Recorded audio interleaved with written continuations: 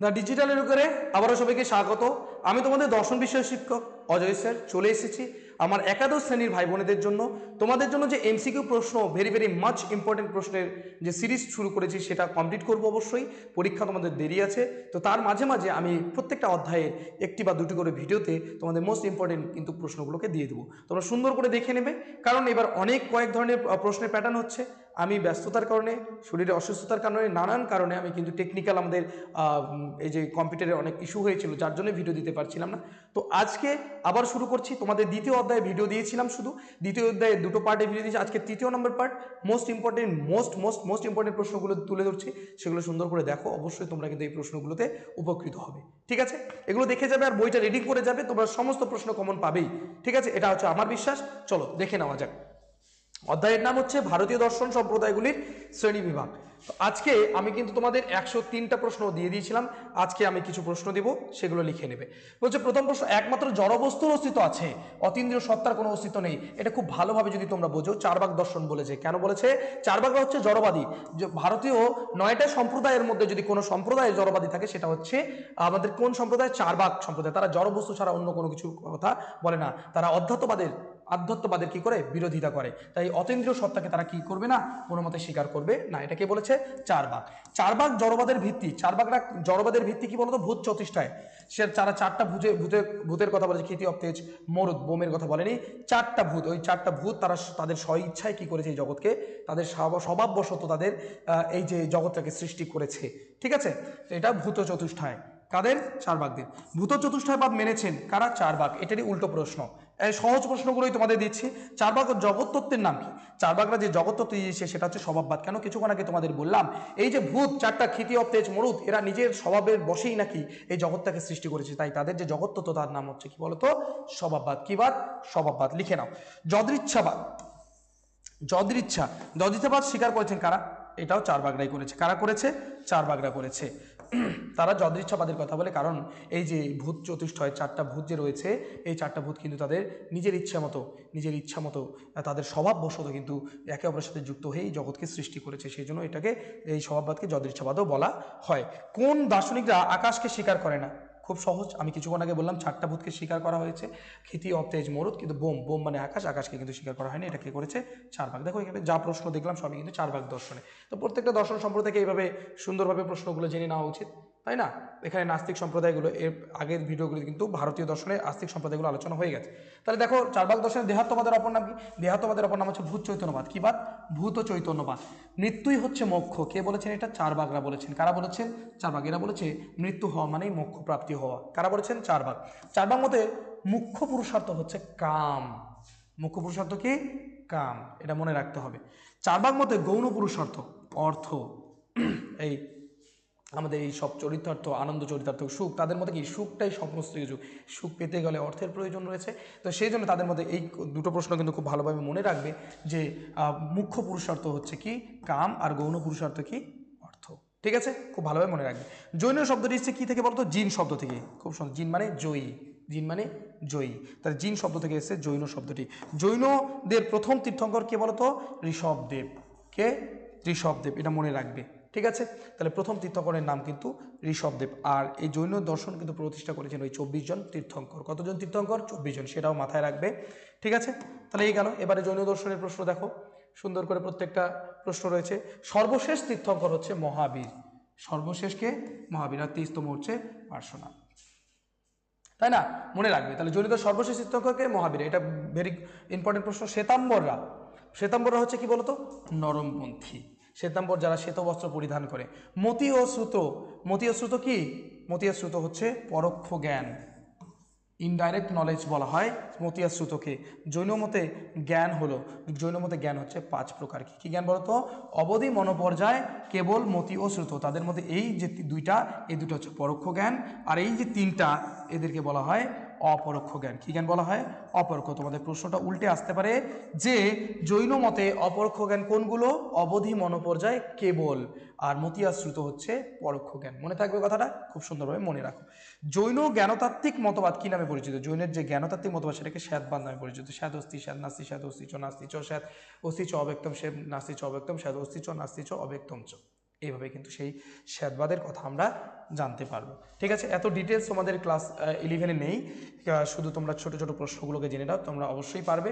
তারপরে দেখো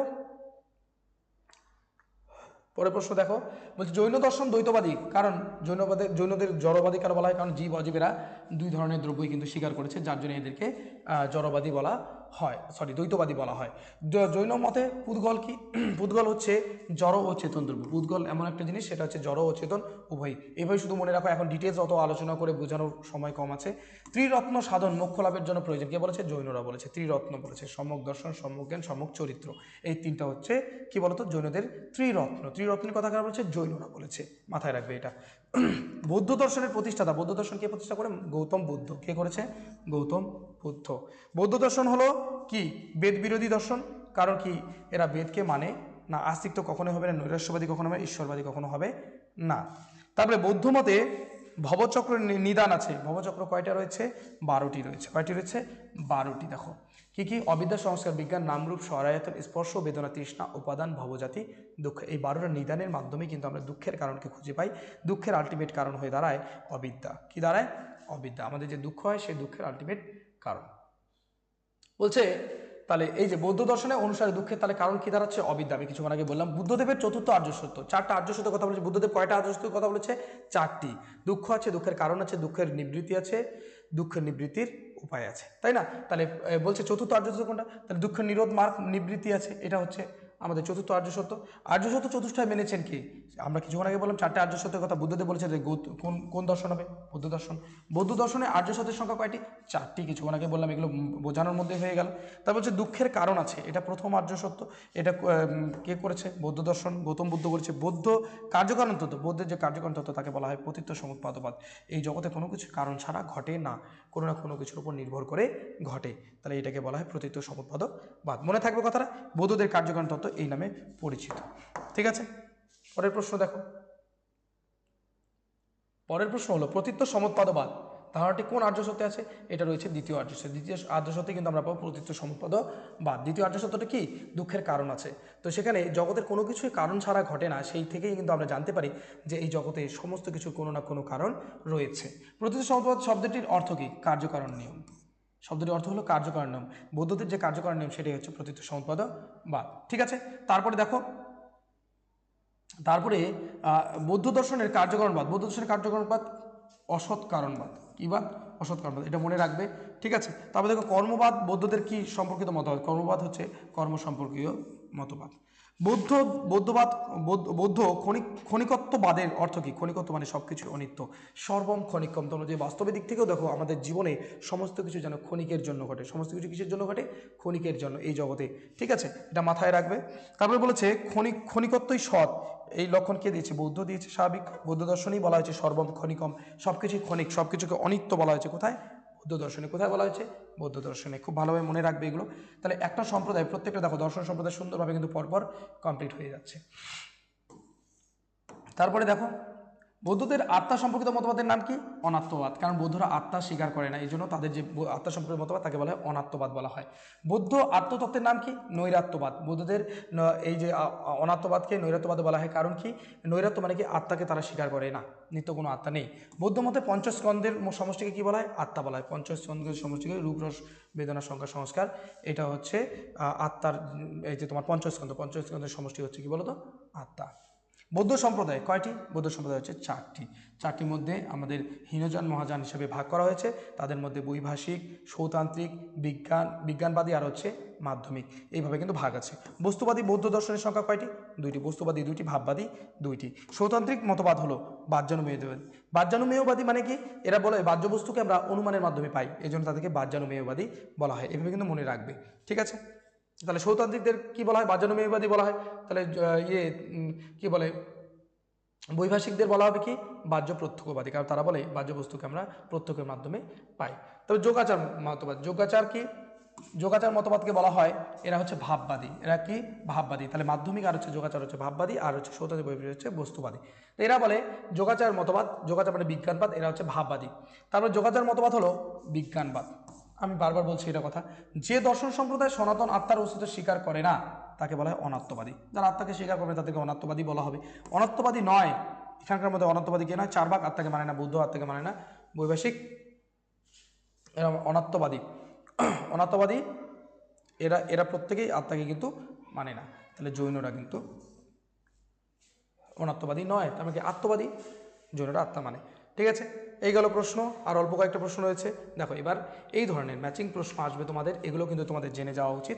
ঠিক আছে, দেখো তালিকা দুদিকে রয়েছে, তো এই যে বইগুলো রয়েছে এইভাবে কিন্তু তোমাদের প্রশ্ন হবে, এগুলো গুরুত্বপূর্ণ প্রশ্ন এখানকার এই অধ্যায়গুলো। তাহলে কোন সম্প্রদায়ের কোনটা বই, কোন গ্রন্থটা তাদের, যদি তোমরা দেখো এই যে 4 ভাগ দর্শন, এই ছক করার সময় তোমরা সবসময় দুটো মেথড অ্যাপ্লাই করবে, একটা হচ্ছে এলিমিনেশন, একটা হচ্ছে ডাইরেক্ট।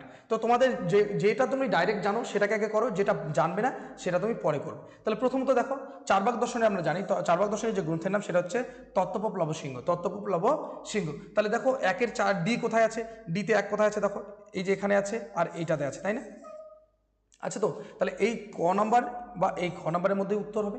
যদি উত্তর এখানে মেনশন করে দেওয়া হচ্ছে তবুও আমি তোমাদের দেখিয়ে দিচ্ছি। তারপরে বলেছে যে তোমাদের প্রত্যেকটা ব্রহ্মসূত্র, ব্রহ্মসূত্র কোন দর্শনের বলো তো? দেখো এখানে এই যে বেদান্ত দর্শনে, তাহলে বি হলো 3, দেখো B3 এখানে আছে, এখানে B3 আছে, এখানেও B3 আছে। এবারে গণ্ডগোল হচ্ছে এই যে আমাদের বাকি রয়েছে এ নাম্বারটা কোনটা হবে, পদার্থ ধর্ম সংগ্রহ বৈশেষিক দর্শন হবে নাকি মীমাংসা দর্শন হবে? আর হচ্ছে জৈমিনী সূত্র, জৈমিনী সূত্র কোথায় হবে? জৈমিনী সূত্র স্বাভাবিক কোথায় গেল, এই যে এ নাম্বার পদার্থ ধর্ম সংগ্রহ, পদার্থ ধর্ম সংগ্রহ হলো এ নাম্বার হচ্ছে 4 হবে, পদার্থ ধর্ম সংগ্রহ হচ্ছে বৈশেষিক দর্শন, আর বাকি থাকলো জৈমিনী সূত্র, জৈমিনী সূত্র হবে হচ্ছে মীমাংসা দর্শন, তাহলে হচ্ছে C2। দেখো তাই আছে C2, এখানে C4 আছে, এটা উল্টো আছে এটার, তাহলে এই নাম্বারটা উত্তর। এইভাবে কিন্তু এলিমিনেশন মেথড অ্যাপ্লাই করবে, যে কোনটা কোনটা তুমি জানো, কোনটা কোনটা জানো না, যেগুলো জানবে না। তারপরে দেখো ন্যায় দর্শন, ন্যায় দর্শনের প্রতিষ্ঠাতা কে আমরা জানি, মহর্ষি গৌতম। যোগ দর্শনে কি, যোগ দর্শনে বৌদ্ধ দর্শনটা করি গৌতম বুদ্ধ। তারপরে বেদান্ত দর্শন, বেদান্ত দর্শন আমরা জানি বাদরায়ণ। তারপর যোগ দর্শন দেখো মহর্ষি পতঞ্জলি। মিলে গেল, এটা আমাদের মিলা কোনো অসুবিধা নেই এইটা। তাহলে এগুলো তোমাদের পড়ে যেতে হবে। এখানে তো একটা ছক করা মানে তোমার 4টা করে প্রশ্ন করা। তারপরে দেখো প্রত্যক্ষ প্রমাণের তালিকা আছে, এখানে প্রমাণ দেওয়া আছে, কে কয়টা স্বীকার করেছে। দেখো প্রত্যক্ষ একটাই স্বীকার করেছে, কে 4 ভাগরা। তাহলে A1 দেখো কোথায় আছে, এটাতে রয়েছে, আবার এটাতেও রয়েছে। তারপরে দেখো আমরা জানি, ধরো মাঝখানে এগুলো আমরা কিছু জানি না, ন্যায় দর্শন কয়টা করে, 4টা স্বীকার করে। তাহলে দেখো এখানে ন্যায় দর্শন 4টা রয়েছে, ন্যায় দর্শনে D4 একটাতেও নেই, তাহলে এটাই হবে আমাদের উত্তর। এভাবে কিন্তু আমি আর বাকিগুলো আমার দেখার দরকার নেই, কারণ D4 একটাতেও নেই। আর ন্যায় দর্শন 4টা অঙ্গ স্বীকার, প্রত্যেক অনুমান শব্দ, প্রত্যেকে তোমরা যদি বই দেখবে ছকগুলো সুন্দর করে দেওয়া আছে। তাহলে এবার বাকিটা দেখো B2 মানে হচ্ছে এইটা, তারপরে C3 তার মানে এইটা, পরপর সাজানোই আছে এই জিনিসটা, শুধু তোমাদেরকে খুঁজে বের করতে হবে সঠিক উত্তরটা। ঠিক আছে, চলো এগুলোতে দেরি করবো না, এগুলো তোমাদের মোস্ট ইম্পর্টেন্ট জায়গা। পরে দেখো এবারে হচ্ছে তোমার বিবৃতিমূলকের মধ্যে তোমাকে বের করতে হবে যে কোনটা সত্য, কোনটা মিথ্যা, কোনটা সত্য মিথ্যা হয়। তো ন্যায় বৈশেষিক হলো সমানতন্ত্র দর্শন, ঠিক তাই, অবশ্যই ঠিক। তা বলছে যোগ দর্শন প্রতিষ্ঠা মহর্ষি দর্শন, মহর্ষি পতঞ্জলি, এটা সত্য, এটাও সত্য বেরোলো। মীমাংসা দর্শনে বেদের কর্মকাণ্ডের উপর প্রতিষ্ঠিত, ঠিক তাই। তারপরে 4 ভাগ দর্শন লোকায়ত দর্শন বলা, এটাও ঠিক। দেখো সবগুলো ঠিক কোথায় আছে, এটা ব্যাস হয়ে গেল, একদম সহজ, এটা বের করতে হবে। আস্তিক দর্শন সম্প্রদায় কয়টা, 6টা, ঠিক একদম। তারপর যে যারা শাশ্বত আত্মার অস্তিত্ব স্বীকার করে তাদের আত্মবাদী বলা হয়, ঠিক তাই, যারা আত্মা মানে তাদেরকে আত্মবাদী বলা হয়। বেদের শেষ ভাগকে কি বলা হয়, উপনিষদ বলা হয়, একদম ঠিক। বেদের যে 4টা ভাগ তার মধ্যে শেষ ভাগ হচ্ছে উপনিষদ। বুদ্ধের প্রতিষ্ঠাতা হলেন কি, মহর্ষি গৌতম, একদমই ভুল, মহর্ষি গৌতম হচ্ছে ন্যায় দর্শন প্রতিষ্ঠাতা, তাহলে সেটা এফ। দেখো 3টা টি একটা এফ, এটা এভাবে বের করতে হবে তোমাকে। 4 ভাগ দর্শনকে নরমপন্থী নাস্তিক বলা হয়, একদমই ভুল, কারণ আমরা জানি 4 ভাগ হচ্ছে চরমপন্থী নাস্তিক। জৈনরা অনুমান প্রমাণকে অস্বীকার করেন, জৈনরা অনুমান প্রমাণকে কি করেছে, অস্বীকার করেন, একদমই ভুল কথা, কারণ তারা অনুমানকে মানে, এটাও ভুল। বৌদ্ধ দর্শনের আর্য শত চতুষ্টা স্বীকৃত, ঠিক তাই, বৌদ্ধ দর্শনের 4টা আর্য চতুর্থকে স্বীকার করা হয়েছে। ন্যায় দর্শনের প্রতিষ্ঠা হচ্ছে মহর্ষি গৌতম, এটা ঠিক। তাহলে দেখো দুটো এফ দুটো টি, এইটা ব্যাস উত্তর হয়ে গেল, একদম সহজ, কোনো অসুবিধা নেই। চলো নেক্সট। এবারে আমাদের কিন্তু বের করতে হবে সঠিক ব্যাখ্যা, সঠিক কারণ কিনা। বলছে বেদের সংহিতা অংশে দেবতাদের উদ্দেশ্যে আর্যদের মন্ত্র রচনা করা হয়েছে, ব্যাস। তারপরে ব্রাহ্মণ অংশে বৈদিক যাগযজ্ঞের নিয়মাবলী আছে, ঠিক আছে, দুটোই ঠিক, কিন্তু দুটো কিন্তু একে অপরের কোনোটাই কিন্তু কোনোটার এর প্রথমে যে রয়েছে বিরোধী, কখনোই বিরোধী নয়, একটা অপরটার কোনো কারণ নয়। আবার এটা সত্য এটা মিথ্যা বলা যাচ্ছে না, দুটোই সত্য, কিন্তু একে অপরের কোনো নির্ভরশীল নয়, তারা স্বতন্ত্রভাবে কিন্তু সত্য। যেটা যেটা বলা হচ্ছে বিবৃতিটা একদমই সত্য, একটা আরেকটার উপর কিন্তু নির্ভরশীল নয়। তারপরে বলছে কারণ, বিবৃতি আর কারণের মধ্যে দেখো, চার্বাকরা চরমপন্থী নাস্তিক, একদম ঠিক, এটা সত্য। তা হচ্ছে তারা বেদের চরম বিরোধিতা করেন, একদমই ঠিক। তাদেরকে চরমপন্থী নাস্তিক এই জন্য বলা হচ্ছে তারা চরম বিরোধিতা করে জন্য, এই জন্য উভয় সত্য। এবং আর এই যে কারণটা হচ্ছে, এই যে বিবৃতিটার হচ্ছে সঠিক ব্যাখ্যা, ঠিক তাই। তারপরে দেখো সাংখ্য দর্শন আস্তিক দর্শন, ঠিক তাই। এবার সাংখ্য দর্শন বেদের প্রামাণ্যে বিশ্বাস করে, একদমই ঠিক, বেদের প্রমাণে বিশ্বাস করার জন্যই তাদেরকে আস্তিক বলা হয়, এই জন্য এই নম্বর। তো এইভাবে বুঝে বুঝে তোমাকে উত্তর দিতে হবে, দুটোর মধ্যে রিলেশন আছে, সেই রিলেশনটাকে বুঝে তোমাকে উত্তর দিতে হবে। তারপরে দেখো বলছে যোগ দর্শন সাংখ্যের সাথে সমানতন্ত্র, ঠিক তাই। তারপরে কি বলেছে, যোগ দর্শন ঈশ্বর স্বীকৃত, যোগ দর্শনে ঈশ্বর স্বীকৃত। দেখো কি বলেছে এবার উত্তর, এ এবং আর উভয়ই সত্য, দুটোই সত্য, কিন্তু দুটোর সাথে কিন্তু কোনো রকম কোনো রিলেশন নেই, এটার সাথে এটা সমানতন্ত্র হওয়ার কিন্তু রিলেশন, সমানতন্ত্র হওয়ার রিলেশন কী ছিল, কারণ যোগ দর্শন সাংখ্যের যে 25টি তত্ত্ব সেটাকে কিন্তু যোগ দর্শন মেনেছিল, সেটা যদি বলা থাকতো তাহলে কিন্তু সেটা বলা হতো যে সঠিক ব্যাখ্যা, কিন্তু এখানে সঠিক ব্যাখ্যা নয়, কারণ এই ঈশ্বর স্বীকৃতির সঙ্গে সমানতন্ত্র হওয়ার কিন্তু কোনো সম্পর্ক নেই। গেল ন্যায়বৈশেষিক বেদানুগত দর্শন, একদমই মিথ্যা কথা। এই দুটি দর্শন সম্প্রদায় সাক্ষাৎভাবে বেদের উপর প্রতিষ্ঠিত নয়। কি বলেছে এটা, এই দুটি দর্শন সম্প্রদায় সাক্ষাৎভাবে বেদের উপর প্রতিষ্ঠিত নয়। হ্যাঁ ঠিক বলেছে, কারণ কি এরা বেদ স্বতন্ত্র দর্শন হচ্ছে 4টি, আর বেদানুগত দর্শন হচ্ছে 2টি, তাই না। তো এরা কিন্তু বেদানুগত দর্শন নয়, তাহলে এটা হচ্ছে মিথ্যা, এটা হচ্ছে সত্য, ঠিক আছে। তো সেই জায়গায় ঘ নাম্বারটা হবে উত্তর, ঠিক আছে। তারপর দেখো বেদ অপৌরুষ, বেদকে কেন্দ্র করেই ভারতীয় দর্শন সম্প্রদায় বিভক্ত হয়েছে, একদমই ঠিক, বেদ অপৌরুষ বলা হয়েছে, বেদ কোনো মানুষের তৈরি নয় এই জন্য। তাহলে এই দুটোই উভয় সত্য, কিন্তু সঠিক ব্যাখ্যা নয়, দুটো কিন্তু একদম আলাদা জিনিস। যদি অপৌরুষের যদি কারণটা দেওয়া থাকতো, কারণটা কি, অপৌরুষ বলার কারণ হচ্ছে বেদ কোনো ব্যক্তি মানুষের কিন্তু রচিত নয়, সেই জন্য সেটা হচ্ছে কারণ, কিন্তু এটা কারণ নয় যে বেদকে কেন্দ্র করে, একটা আলাদা বিষয়, দুটো আলাদাভাবে সত্য, কিন্তু কোনোটার কারণ নয়। চলো নেক্সট, এটাই লাস্ট প্রশ্ন তোমাদের। কি বলেছে, যোগ দর্শনকে শেষর সাংখ্য বলা হয়, যোগ দর্শনে ঈশ্বর স্বীকৃত হয়েছে, একদমই ঠিক, যোগ দর্শনে ঈশ্বরকে স্বীকার করার জন্যই যোগ দর্শনকে কি বলা হয়, শেষর সাংখ্য বলা হয়, ঠিক আছে। তারপরে রামানুজের মতে জীব ও জগৎ হলো ব্রহ্মের অংশ, একদমই ঠিক, রামানুজের মতে মায়া হলো ব্রহ্মের শক্তি, দুটোই সত্য, দুটোই ঠিক, কিন্তু একে অপরের উপর কিন্তু নির্ভরশীল নয়, তারা আলাদাভাবে স্বতন্ত্রভাবে সত্য। তবে ন্যায়মতের স্মৃতি হলো সংস্কার থেকে উৎপন্ন হয়, ন্যায়মতের স্মৃতি ভিন্ন জ্ঞান হলো অনুভব, ঠিক, দুটোই ঠিক, কিন্তু একে অপরের সাথে কিন্তু নির্ভরশীল নয়, ডি নাম্বারটা উত্তর। এখানে বলা হচ্ছে ন্যায়মতের স্মৃতি হলো সংস্কার থেকে উৎপন্ন হয়, স্মৃতিটা সংস্কার থেকে উৎপন্ন জ্ঞান, কিন্তু ন্যায়মতের স্মৃতি ভিন্ন জ্ঞান হলো অনুভব, স্মৃতি ছাড়া যে জ্ঞানটা হয় সেটাই হচ্ছে অনুভবের জ্ঞান, দুটো কিন্তু আলাদা বিষয়। তো সেখানে দুটোই সত্য, কিন্তু একে অপর নির্ভরশীল, কোনো রকম তাদের নির্ভরশীলতা নেই। এই তোমাদের সেই দ্বিতীয় অধ্যায়ের শেষ প্রশ্ন, তোমরা এই প্রশ্নগুলোকে খুব ভালোভাবে করে যাও, অবশ্যই পরের অধ্যায়কেও আমি খুব তাড়াতাড়ি দিয়ে দেবো, এই রেগুলারিটি মেনটেন করি, ঠিক আছে। তাহলে দেখা হচ্ছে পরের ভিডিওতে, তোমরা অবশ্যই খুব ভালো পরীক্ষা দেবে, কিন্তু আমি তোমাদের বারবার বলবো মোস্ট ইম্পর্টেন্ট প্রশ্ন হতে পারে, কিন্তু তোমাদেরকে বইটা খুঁটিয়ে কিন্তু তোমাদেরকে পড়তে হবে, বই পড়ো, তোমাদের কোনো প্রশ্নে আনকমন থাকবে না, শুধু এই প্রশ্নগুলো একটু বেশি করে নজর দিয়ে তোমরা যাবে, ঠিক আছে। থ্যাংক ইউ সো মাচ, দেখা হচ্ছে পরবর্তী ভিডিওতে, ভালো থাকবে, সুস্থ থাকবে, আর বন্ধু বান্ধবকে শেয়ার করতে ভুলবে না।